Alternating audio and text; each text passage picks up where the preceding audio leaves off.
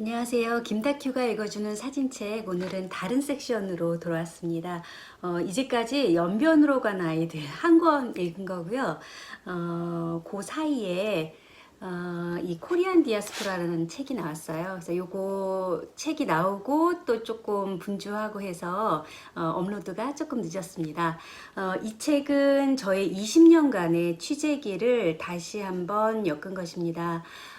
코로나 기간 동안 좀 무기력하고 그럴 때 저의 시간을 좀 돌아보자 해서 이 책을 한번 기획해 봤고요. 코로나라는 것이 굉장히 큰 우리에게 재앙이지만 어떻게 보면 개인적인 또 사회적으로 우리 스스로를 돌아볼 수 있는 또 소중한 시간이 아닌가라는 좀 생각을 하게 됐어요. 그래서 작년 이맘때는 정말 코로나가 뭔지도 잘 우리가 모를 때였잖아요. 그래서 밖에 나가는 것조차 두렵고 할 때, 이제 이제까지 찍으면서 그리고 왜 이런 걸 찍었는지 이런 거를 한번 다시 글로 좀 써보자. 그래서 이와 관련된 6권의 책이 나왔지만 사진집에서 다루지 못했던 것들, 그러니까 술자리에서 이렇게 얘기했던 그런 것들, 아니면 또 제가 미처 얘기하지 못했던 제 마음에 담아두었던 그런 이야기들을 좀 진솔하게 풀어봤습니다. 그래서 이렇게 또 눈빛 출판사에서 내주셨고요. 코로나 기간이어서 많은 분들하고 이렇게 뭐 세라모니를 할 수는 없지만 작게 소규모로 그 경인선 그 책거리에 예술산책이라는 그 눈빛 출판사 부스가 있어요. 거기서 이렇게 지인들 오셔서 그리고 책 구경하러 오시는 분들하고 이렇게 만나고 있습니다. 이 책은 제가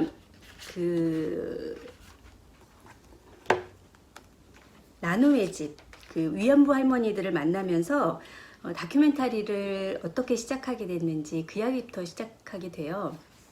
그래서 변영주 감독의 낮은 목소리가 영화로 나오고 그걸 인터뷰하시는 모습을 보고 제가 자극을 받아요. 그래서 나눔의 집을 가게 되고 거기서 만난 할머니들이 저한테 카메라는 이런 곳을 향하는 거야. 사진은 이렇게 하는 거야. 다큐멘터리라는 것은 이런 거야. 라는 것을 가르쳐 주시는 소중한 경험이었어요. 그래서 이렇게 할머니들과의 에피소드를 좀 넣었고요. 그렇게 해서 71년생 김지연의 다큐멘터리 사진이 시작된다. 뭐 이제 이런 식으로 펼쳐집니다. 그리고 나서 이제 다음 바로 이어지는 지난번에 읽었던 연변으로 간 아이들이 어떻게 나왔고, 그래서 그 사진의 에피소드를 또 글로, 그러니까 제가 이렇게 유튜브를 하면서 말로 할 때 또 할 수 있는 얘기와 글로 할 수 있는 얘기, 그리고 사진으로 할 수 있는 얘기는 또 다 다른 것 같아요. 그래서 그때 경험, 그리고 막 옥수수밭에 들어가서 막 엉엉 울었다는 얘기, 막 이런 것들이 나와요. 그리고 그때 만난 탈북 여인이 생각나는데, 그 여인이 저랑 나이가 비슷했어요. 근데 이 책에서 썼지만 그 여인의 사진 한 장이 없는 것은 사진 한 장보다 그 여인의 행복을 더 바랬던 마음이었던 것 같다. 이렇게 회상하죠. 이제 그런 식으로 이렇게 사진으로 또는 유튜브 이렇게 말로 방송에서 할 수 없었던 이야기들, 감정들을 또 이렇게 보태서 글로 적어봤고요.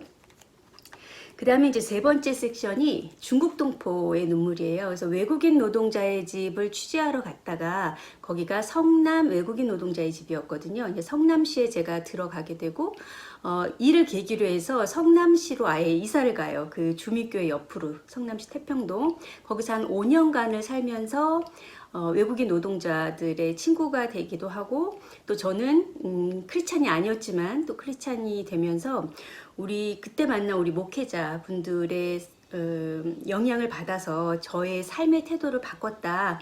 뭐 이런 얘기도 좀 나오고요.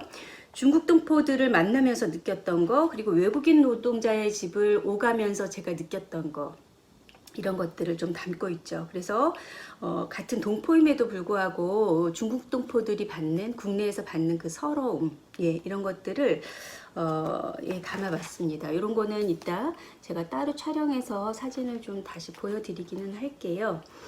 자, 그래서 근데 지금 이 성남 외국인 노동자의 집, 주민교회가 건물을 다시 지면서 이 지하에 있던 외국인 노동자의 집이 이제 사라졌죠. 그래서 지금 그때를 아시는 분들이 이 사진을 보면 감회가 또 새롭다고 이렇게 말씀을 해주십니다. 그리고 이제 네 번째 섹션이 이제 고려인들, 우리 러시아에 있는 고려인들의 작업인데, 이게 2000년 초반에 러시아에 들어간 거니까 문이 열리고, 정말 문이 열리고 얼마 되지 않아서 이 러시아에 들어갔던 거고, 그때 작업은 굉장히 방대했어요. 예, 방대해서 지금 이제 이 러시아를 좀 아는 사람들이 이렇게 쓱 보다가 여기까지 갔다 왔냐고 혀를 두르는 정도로. 근데 잊어버렸죠.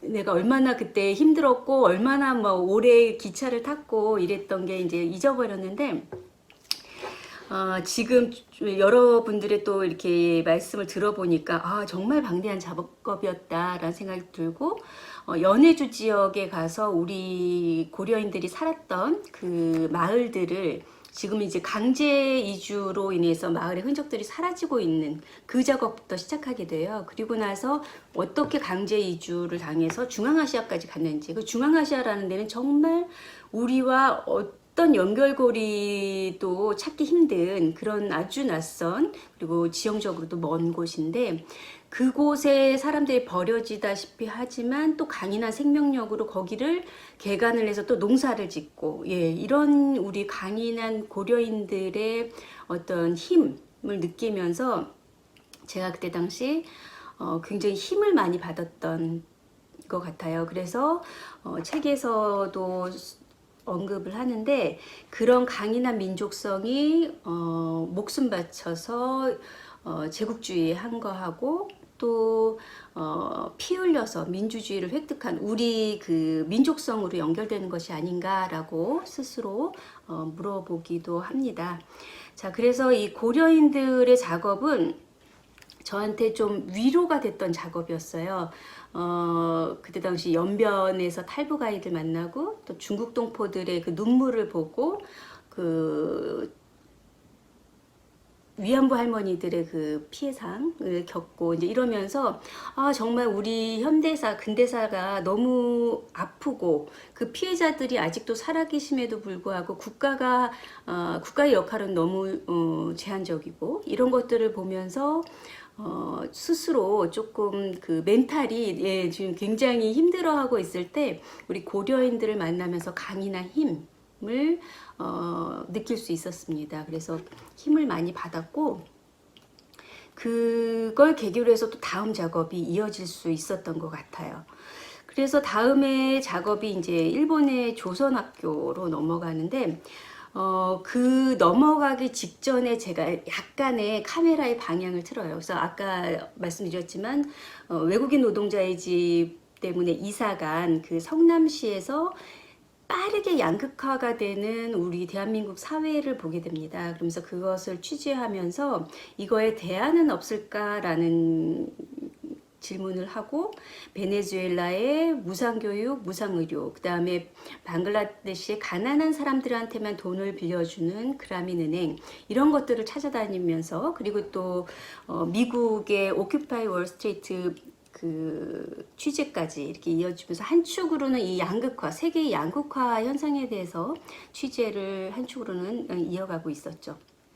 다음으로는 일본의 조선학교를 취재하게 되는데요. 일본에 대해서 이제 이 제1동포들에 대해서 어느 쪽으로 포커스를 맞출까 고민하던 찰나에 2011년 3월 11일 동일본 대참사가 일어나죠. 쓰나미가 밀려와서 후쿠시마 일대를 완전히 초토화시켰죠. 그리고 원전 사고가 일어나게 되고요.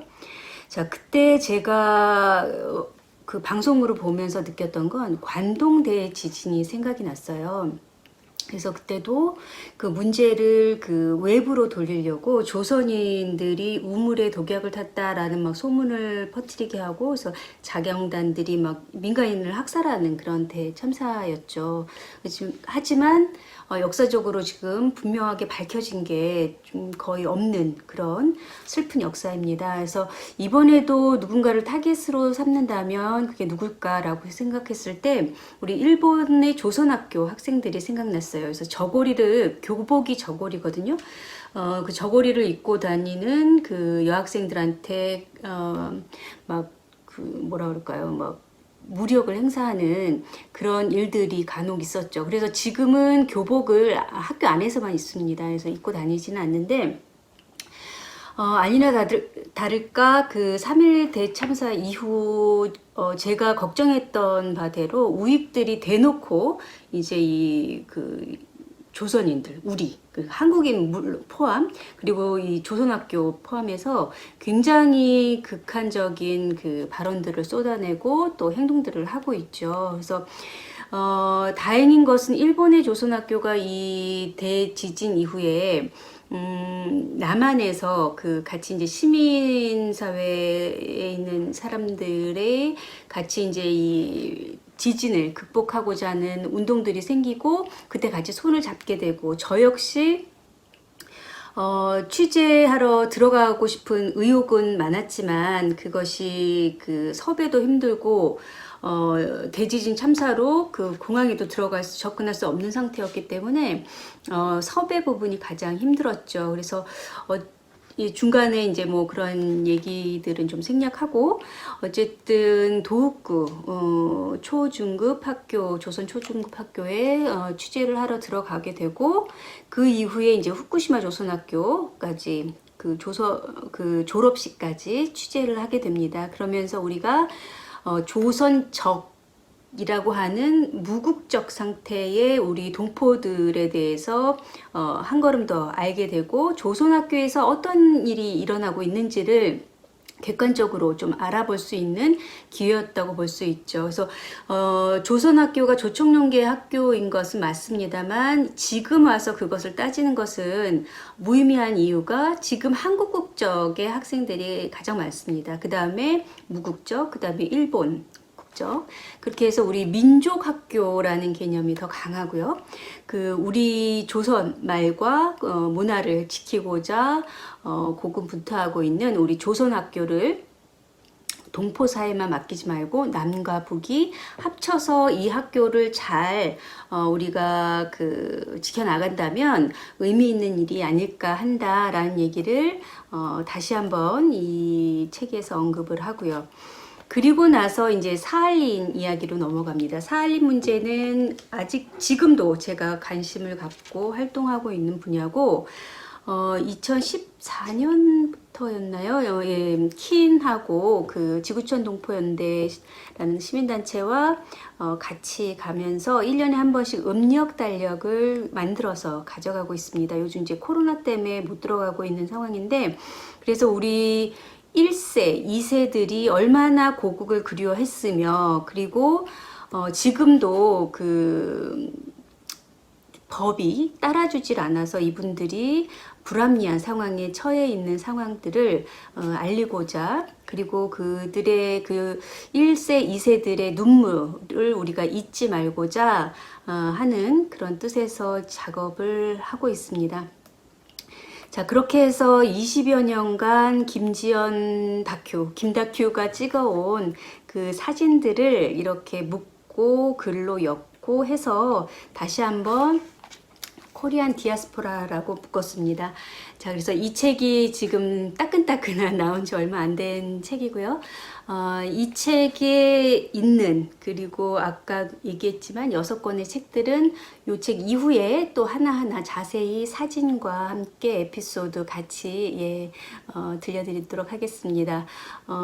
많은 분이 보시거나 막 폭발적인 인기를 얻거나 하진 않겠지만, 그래도 이거 역시 기록이라고 생각하기 때문에 지금 이제 절판된 책들이 많아요. 또 그래서 하나하나 우리 지적 코리안 디아스포라, 우리 조상들이 왜 국외에서 그렇게 정착하며 그리고 또 눈물겹게 우리 문화를 지키고 왔었는지, 그것은 무슨 의미인지 다시 한번 짚어봤으면 합니다.